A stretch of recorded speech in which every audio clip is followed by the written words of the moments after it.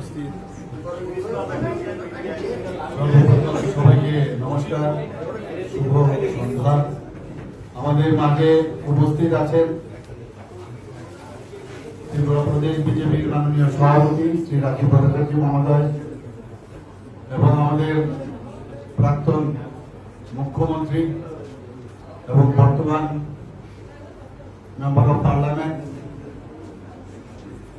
সবার পরিচিত মুখ শ্রী বিপ্লব কুমার দেব মহোদয় এবং আমার সামনে এখানে এই হল করে সমস্ত স্তরের যারা কার্যকর্তারা আছেন সবাইকে এই যে আমাদের ত্রিস্তরীয় পঞ্চায়েতে যে বিজয় আমরা হাসিল করেছি ভারতীয় জনতা পার্টির এর জন্য সবাইকে আমি হার্দিক অভিনন্দন জানাচ্ছি।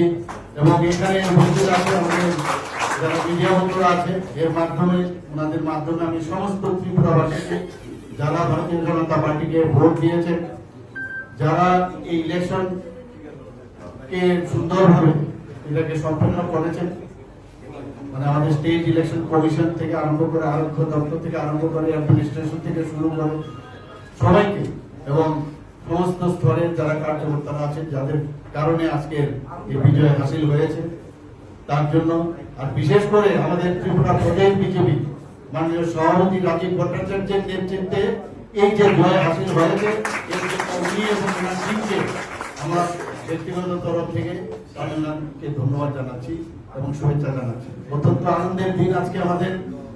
পরপর আমরা যখনই ইলেকশন লড়ছি আমরা কয়েকবারে দেখছি, কিছুদিন আগেও লোকসভায় আপনারা দেখেছেন আমাদের প্রচন্ড বহুমতে আমরা দুটো যে আমাদের আসন ছিল দুই জায়গায় আমরা ভালোভাবে জিত হাসিল করেছি।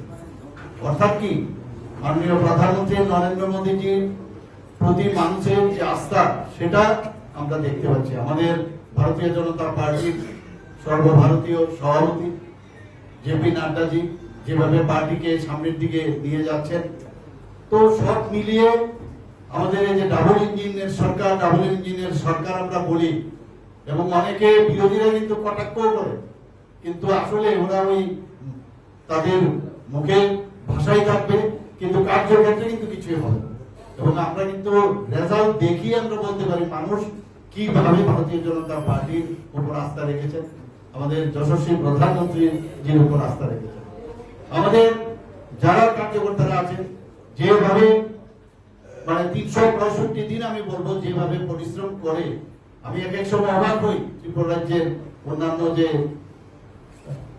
আমাদের পলিটিক্যাল পার্টি আছে তারা কোথায় আছে, আর আমাদের যেভাবে আমরা পরিচালিত হই, যেভাবে আমরা কাজ করি মানুষের জন্য, বিভিন্ন সময়ে বিভিন্ন কাজ দেওয়া হয়, অর্থাৎ কাজের নিরিখে একমাত্র মানুষ আমাদের উপর আস্থা রেখেছে। আমি এর জন্য আজকে বিশেষ করে এখানে কোনো রেজাল্ট আপনাদের বলেছেন, এখানে আমাদের মাননীয় সভাপতি 97% আমরা ত্রিস্তরীয় পঞ্চায়েতে আমরা জিতেছি। আমরা এটা কিন্তু আমরা জানতাম এই ধরনের রেজাল্ট আমাদের সামনে আসছে, তো রেজাল্টটা বেরিয়ে গেল। কিন্তু এখানেই আমাদের কিন্তু আত্মতুষ্টিতে ভুগলে চলবে না, আমাদের অনেক কিছু করার আছে, নিজেদেরও আমাদের মধ্যে অনেক কিছু পরিবর্তন আনাতে হবে।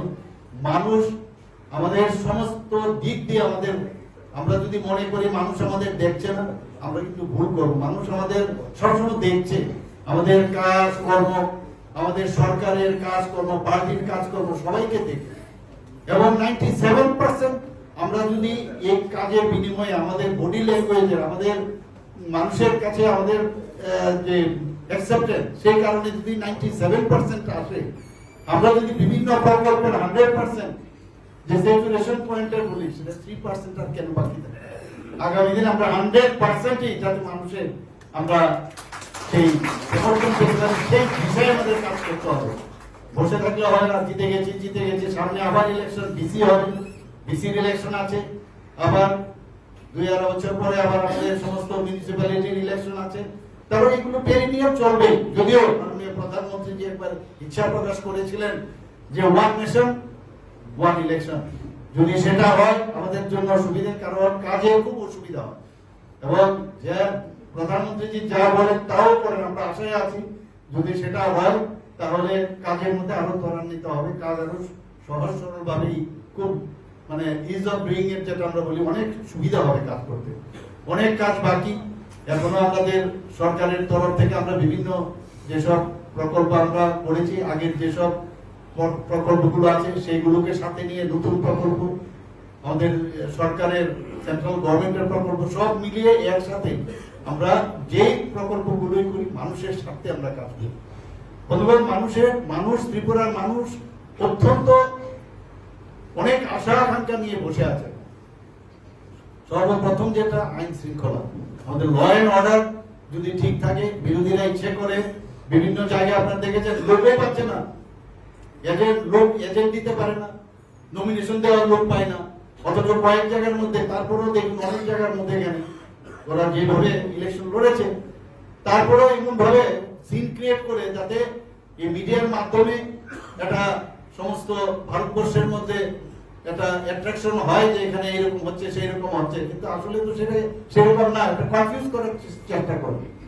তো সেটা ওরা এইভাবেই করবে, করতে করতে ক্ষয়িষ্ণু হবে। তার আগে একা একা লড়তো, এখন একজন আরেকজনের মানে কাজে ভোট দিয়েছে, কংগ্রেস সিপিএম একসাথে হয়েছে, কিন্তু কাজের কাজ কিছুই হচ্ছে না, কিছুই হবে না আগামী দিন।